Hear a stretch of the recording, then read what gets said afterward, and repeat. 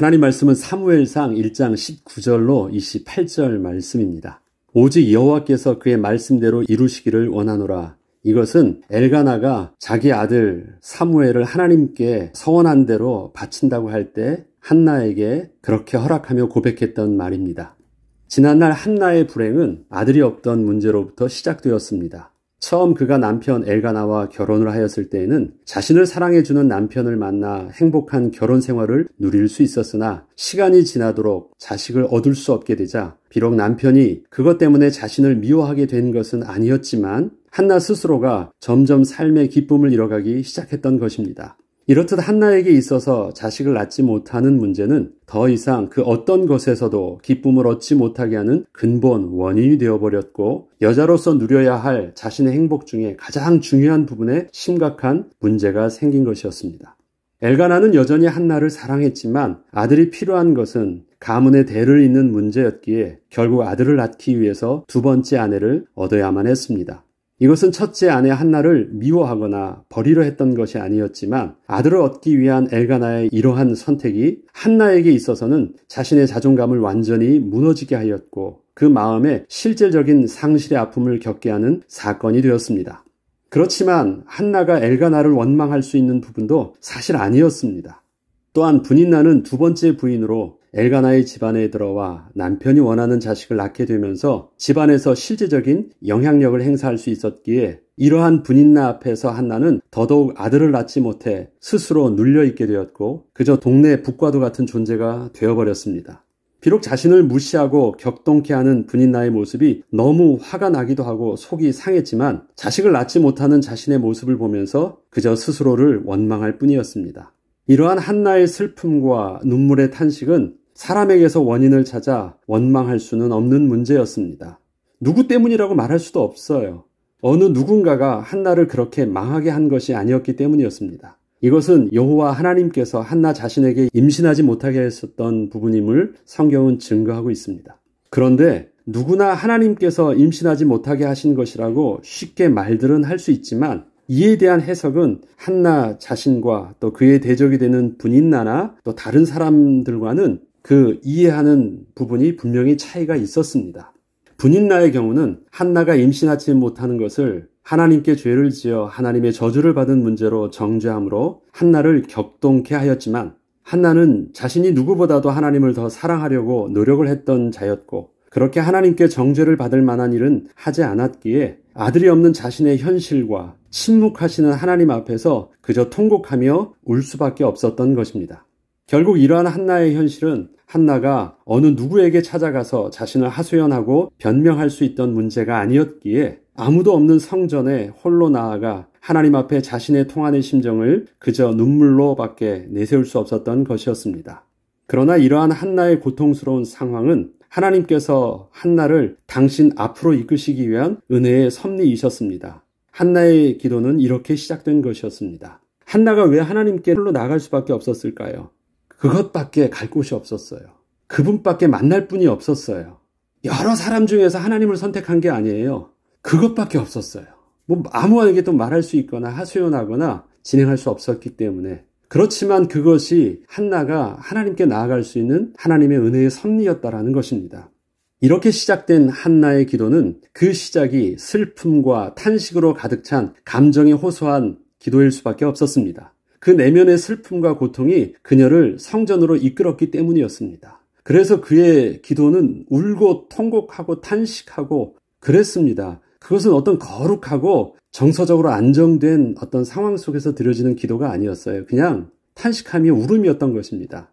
그동안 자신의 삶에서 침묵하고 계셨던 하나님 앞에서 그녀가 할 수 있던 기도는 나를 기억하사 나의 고통을 돌보시고 주의 여종을 잊지 말아주세요라는 것으로 무엇이라도 좋으니 하나님의 어떠한 반응을 보여달라는 기도였습니다. 내게 하나님이 계신 것 좀 보여주세요. 하나님 내게 좀 말씀해 주세요.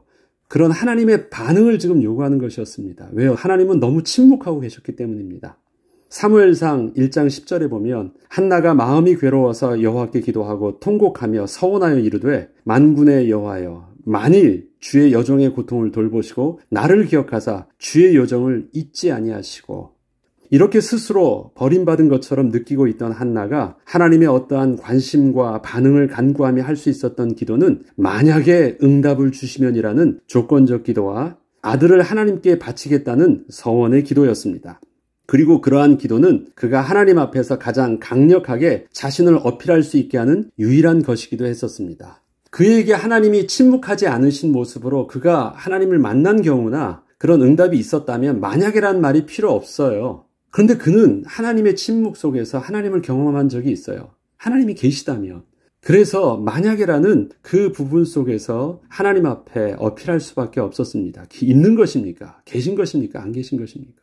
나는 우리 민족의 하나님을 믿고 있는데 우리 민족의 이스라엘의 하나님께서 그렇게 역사하셨다는 것을 나는 알고 있는데 나에게 있어서는 그런 하나님을 만난 적이 없습니다. 만약에 내게도 그 하나님이 되신다면 그렇습니다. 그러면서 할 수 있었던 가장 강력한 것, 자기에겐 소중한 게 아무것도 없어요.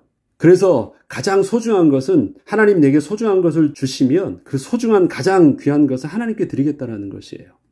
주의 여종에게 아들을 주시면 내가 그의 평생에 그를 여호와께 드리고 삭도를 그의 머리에 대지 아니하겠나이다. 그런데 이러한 한나에게 있어서 아들 사무엘을 낳게 된 것은 한나가 진정으로 하나님을 만나게 되는 중요한 신앙의 터닝포인트, 기점이 되었습니다. 사실 한나는 아들을 낳기 전에도 하나님을 알고 있었고 하나님께 예배하며 기도하는 자였지만 아들을 낳게 되면서 하나님에 대한 인식이 근본적으로 바뀌게 된 것입니다. 아들을 낳게 되면서 아들을 얻게 된 것보다 그동안 자신의 인생 속에서는 침묵하고 계셨던 하나님을 더 이상 오해하지 않고 사실적으로 만나게 되었기 때문이었습니다. 사무엘상 1장 19절로 20절을 보면 그들이 아침에 일찍이 일어나 여호와 앞에 경배하고 돌아가 라마의 자기 집에 이르니라. 엘가나가 그의 아내 한나와 동침하매 여호와께서 그를 생각하신지라. 자, 그를 생각하신지라는 것은 무엇을 기도하게 됩니까? 한나가 하나님 앞에 눈물로 호소했던 것 있죠. 나를 기억하신다면, 나를 잊지 않으셨다면, 내게 좀 관심이 있으셨다라면 그건데요. 그것에 대해서 이렇게 표현하고 있는 것입니다. 여호와 하나님께서 한나를 잊지 않고 계셨다라는 것입니다. 여호와께서 그를 생각하신지라. 한나가 임신하고 때가 이름에 아들을 낳아 사무엘이라 이름하였으니 이는 내가 여호와께 그를 구하였다 함이더라. 무슨 말이에요? 왜 사무엘이라고 했다고요? 나를 기억하신 것이 맞다면 증거를 달라는 것이었거든요. 그래서 아들 이름이 나를 기억하신 하나님을 내가 만났습니다라는 의미가 바로 사무엘, 내가 구하였다. 그리고 내가 구하여든 대로 하나님이 그렇게 응답하여 주셨다. 그것입니다. 아들을 구한 것처럼 보였지만 아들을 통해서 한나는 하나님을 확인하게 된 것이에요. 처음에 한나가 스스로 하나님 앞에 나아가 자신의 심정을 토로하며 1대1로 하나님께 기도하게 된 이유는 아들이 없어 고통을 당하고 있는 자신의 문제 때문이었습니다. 그렇지만 아들을 낳게 되면서 자신의 불행의 원인처럼 보였던 그 아들 문제가 해결되는 기쁨보다 그동안 자신의 삶 속에는 하나님이 떠나신 것과 같았던 그 영혼의 곤고함이 하나님을 만남으로 다 사라진 것을 느끼게 된 것입니다.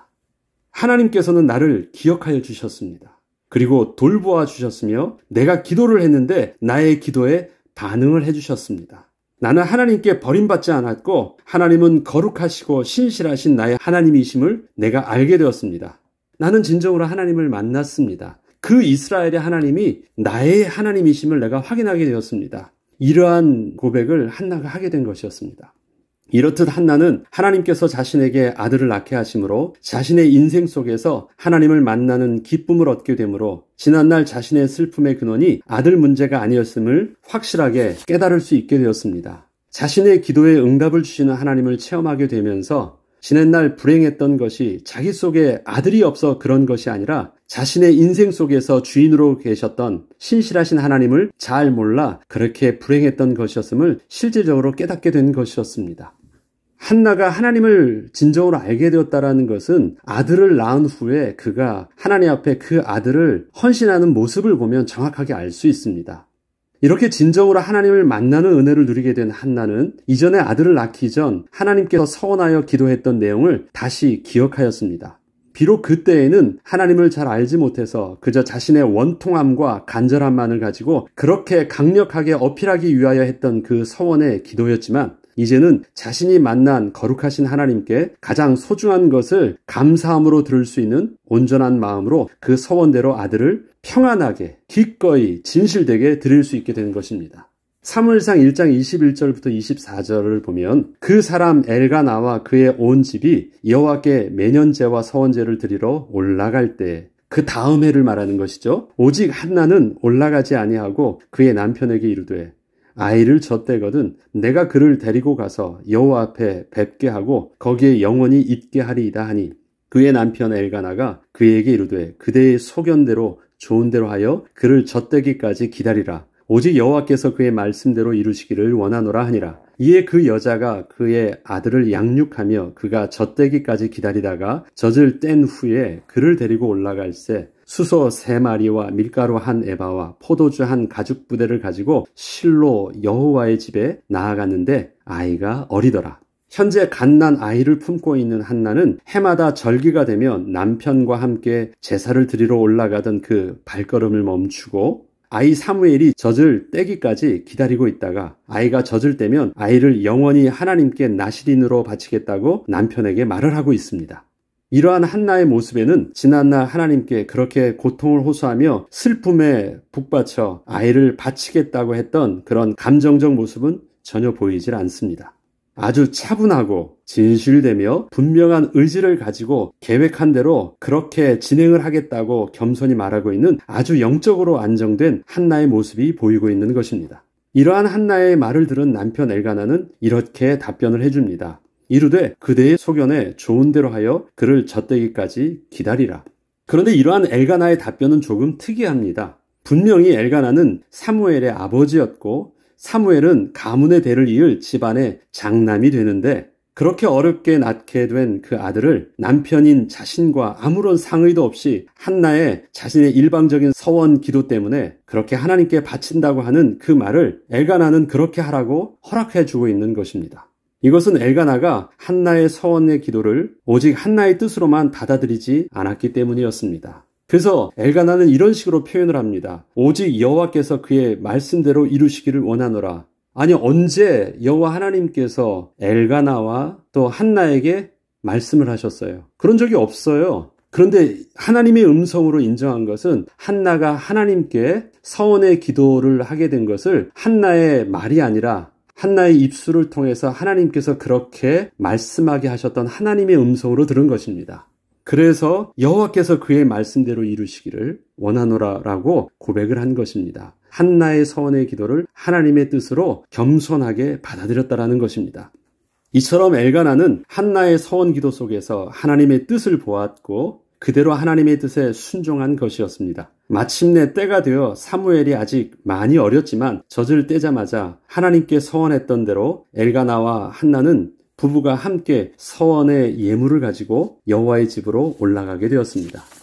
수소 3마리와 밀가루 1에바와 포도주 1가죽부대를 가지고 실로 여호와의 집에 나아갔는데 아직 아이가 어리더라. 아이를 하나님께 드릴 만한 나이는 아직 안 된 것이었습니다. 그럼에도 불구하고 그렇게 하였다라는 것이고 아이는 이게 자기 입장에선 뭐가 어떻게 돌아갔는지 제대로 분위기 파악도 못하는 상황 속에서 그렇게 한 것입니다. 아들 사무엘을 하나님께 바치는 부부의 헌신을 좀 더 살펴보면 예물로 드리는 가축이 수소 3마리나 됨을 알 수 있습니다. 이것은 대제사장이 하나님께 드리는 예물보다도 더 많은 것입니다. 풍족하지 않은 레위인 가정에서 양이나 염소도 아니고 수소가 3마리라는 것은 거의 전 재산에 가까운 것을 그렇게 드리고 있는 것입니다. 이것은 일방적이거나 상식적이지도 않은 예물입니다. 수소 1마리도 어마어마한 것입니다. 어느 누구도 수소를 하나님께 제물로 드리지 않거든요. 껏해야 양 정도만 해도 큰 것입니다. 그런데 수소인데 수소를 3마리나 이끌고 가는 것입니다. 거기에 밀가루, 포도주, 가죽부대에다 잔뜩 들고 그렇게 가는 것입니다. 양으로 보면 엄청난 것입니다. 이것은 저들 부부의 헌신이 하나님 앞에서 얼마나 진실되었는지를 잘 알 수 있게 하는 것입니다. 어쩔 수 없이 막 끌려서 아들을 드릴 수밖에 없는 그런 두려움으로 그렇게 하고 있는 것이 아닙니다. 오히려 재물이 더 많고 귀해 보이는데 그렇게 드림으로 아들을 하나님께 드리는 그 진실됨을 정직하게 표현하고 있는 것입니다. 이는 저들 부부의 헌신이 하나님 앞에서 얼마나 진실되었는지를 잘 알 수 있게 하는 것입니다. 이는 저들이 진정으로 거룩하신 하나님을 만나지 않았으면 그렇게 할 수 없었던 진실된 헌신이었습니다. 사무엘상 1장 25절로 28절을 좀 더 읽어보면 그들이 수소를 잡고 아이를 데리고 엘리에게 가서 한나가 이르되 내 주여 당신의 사심으로 맹세하나이다. 나는 여기서 내 주 당신 곁에 서서 여호와께 기도하던 여자라. 이 아이를 위하여 내가 기도하였더니 내가 구하여 기도한 바를 여호와께서 내게 허락하신지라. 그러므로 나도 그를 여호와께 드리되 그의 평생을 여호와께 드리나이다 하고 그가 거기서 여호와께 경배하니라. 한나가 엘리 제사장에게 가서 수소를 잡고 아이를 하나님께 드릴 때 그녀가 엘리 제사장에게 하는 고백을 보면 지난날 자신이 그렇게 비참하게 기도하였던 슬픈 여자였음을 먼저 말하고 있습니다. 그때는 엘리 제사장에 비쳤던 그 여자의 모습은 어떤 것이었습니까? 술 취한 여자의 모습이었어요. 정신이 좀 나간 모습이었어요. 불쌍해 보이는 여인의 모습이었습니다. 얼마나 통곡하며 정신없이 울었는지 여인의 그 고상하고 있는 모습은 전혀 없는 술 취한 정신이 반쯤 나가 보이는 여인의 모습이었어요. 그런데 그 한나가 다시 엘리 제사장을 만났을 때 모습은 어떻습니까? 아주 정갈한 모습으로 귀한 예물들을 그렇게 소중하게 가져와서 하나님께 온전히 제사를 드리는 모습으로 그 다음에 술 취한 모습도 아니고 차분하게 그 제사장에게 고백하는 모습입니다. 저를 알아보시겠습니까? 어쩌면 잘 알아보지도 못했을 거예요. 그때 모습하고는 워낙 다른 외형과 다른 모습으로 지금 이게 몇 년 만에 가는 거예요. 젖을 뗀 후라면 한 7, 8년이 지난 후겠죠. 몇 년 만에 갔을 때 비포와 애프터를 보면 완전히 달라진 모습입니다. 저 그때 그런 정신 나갔던 그 여인이었어요. 기억하시겠어요? 그런데 그때 제 속의 마음에 제 무슨 아픔과 무슨 내용인지 잘 모르셨죠. 그런데 그때 제가 하나님께 이런 기도를 했었어요. 그런데 하나님께서 나의 기도를 들어주셨어요. 그래서 하나님께서 내게 다가오셔서 나의 하나님이 되셨어요. 저는 그때 하나님의 은혜를 맛보았고 그 은혜 가운데 하나님이 주신 응답, 가장 소중한 것을 이렇게 하나님께 드릴 수 있게 되었어요. 그리고 드린 것이 수소 3마리예요. 그렇게 드린 것이 밀가루 한 해와 포도주 한 가죽 부대예요. 그러면서 자녀를 맡겼습니다. 자녀를 떠맡긴 것이 아니라 부담 갖지 않도록 그렇게 수소를 3마리나 드리면서 헌신하고 있는 것이에요. 그렇게 자기의 변화된 모습을 고백하면서 간증하였던 것입니다. 사실 엘리 제사장이 그녀의 기도하는 모습을 보았을 때 그것이 포도주에 취한 모습처럼 보여서 제대로 그녀가 무슨 기도를 드리고 있었는지를 잘 알지도 못했지만 하나님 앞에서 마음을 다해 진심으로 기도하고 있다고 고백하는 그녀를 향하여 하나님의 복을 빌어주었을 뿐이었는데 바로 그녀가 자신이 하나님께 그렇게 서원하여 기도하였던 대로 그렇게 응답을 받고 이렇게 서원을 이행하기 위해서 왔다는 것을 이렇게 듣게 된 것이었습니다. 이처럼 한나의 서원 기도의 시작은 정말 대책이 없던 슬픔이었었습니다. 그리고 그 슬픔과 절박함 때문에 그렇게 하나님 앞에 나아갈 수밖에 없게 하였던 하나님의 강권적인 인도하심이었습니다. 그러나 한나가 거룩하신 하나님을 실제적으로 만나게 되었을 때에는 이전에 자신이 무엇인지도 잘 모르고 고백을 했었던 그 서원 기도 속에서도 하나님의 주권적인 은혜가 있었음을 깨닫게 되므로 이렇게 전심을 다하여 순종을 하게 된 것이었습니다. 우리의 인생의 어느 순간에도 잘못된 것은 없습니다. 하나님이 그때도 우리와 함께 계셨기 때문입니다. 비록 하나님이 안 계신 것과 같은 하나님의 침묵을 경험하고 있던 그 순간에도 거룩하신 하나님의 섭리와 신실하심은 여전히 우리와 함께 하시며 선하신 길로 우리를 인도하고 계셨고 지금도 그렇게 인도하고 계시고 있습니다. 혹시 그때 우리의 슬픔 때문에 무슨 말을 하는지도 잘 모르고 그렇게 고백을 했었던 그 기도 속에서도 성령의 탄식함 속에서 우리보다 더 잘 알고 계신 하나님께서 우리를 그렇게 인도하고 계심으로 그렇게 고백을 한 것입니다. 한나의 서원의 기도는 분명히 감정적인 탄식이었고 자신도 잘 알지 못하는 가운데 이루어졌던 기도였습니다. 그러나 그가 진심으로 하나님이 그때도 함께 하셨던 하나님을 만났을 때는 그러한 고통 속에서도 하나님은 그렇게 고백하셨던 것이었구나라고 그것을 시인하고 인정함으로 한나 자신도 정직하게 서원에 순종을 할 수 있었고 남편도 그것을 하나님의 음성으로 인정할 수밖에 없었던 것입니다. 우리가 하나님을 만나면 하나님의 은혜 가운데 우리 되돌아보면 그 인생 속에서 하나님이 우리 인생 속에서도 그렇게 이끄셨던 하나님을 만나게 될 것입니다. 실수의 아픔이 아니라 그 실수와 아픔 속에서도 하나님이 우리에게 참다운 하나님의 생명을 주시려고 이끄셨던 하나님의 은혜를 우리는 고백하게 될 것이고 선하신 하나님을 만나게 될 것입니다. 하나님께서는 현재의 우리의 아픔과 고통 속에서 우리를 복의 근원으로 이끄시는 하나님의 섭리를 여전히 오늘도 이루어 가실 것입니다. 오늘도 우리는 그렇게 이끄시는 하나님을 신뢰함으로 오늘의 삶 속에서도 하나님의 나라가 회복되어지기를 기도함으로 또 하루를 승리하는 저와 여러분 되길 주의 이름으로 축복하며 기도합니다. 기도하겠습니다. 하나님 아버지, 나보다 나를 더 잘 아시는 하나님께서는 그럴 수밖에 없어서 아무에게도 말할 수 없고 호소할 수도 없어서 어쩔 수 없이 하나님 앞에만 나아가서 그렇게 울며 기도할 수밖에 없었던 그 모습이었지만 그러한 아픔이 오직 하나님께만 나아갈 수 있었던 하나님의 은혜였음을 하나님 오늘도 한나를 통해서 다시금 우리에게 확인케 하여 주시니 감사를 드립니다. 세상이 주는 아픔이 아니라 하나님이 우리에게 하나님의 선하신 길로 이끌시기 위해 주시는 그 아픔 속에서는 하나님의 생명의 비밀이 있고 하나님의 창조의 비밀이 있으며 우리가 가장 좋은 것으로 얻기 위해서 이끄신 하나님의 선하신 계획이 있음을 믿음으로 고백합니다. 하나님 오늘도 그 하나님의 인도하신 가운데 되어지는 사건과 만남과 아직도 해결되지 못해서 힘들어하고 있는 우리의 상황 속에서 오늘도 살게 되지만 그 속에서 신실하신 하나님의 은혜를 회복하며 또 그 하나님을 만나며 하나님의 위로의 음성을 듣는 축복의 날 되게 하여 주옵소서. 감사드리며 우리 주 예수 그리스도의 이름으로 기도합니다. 아멘.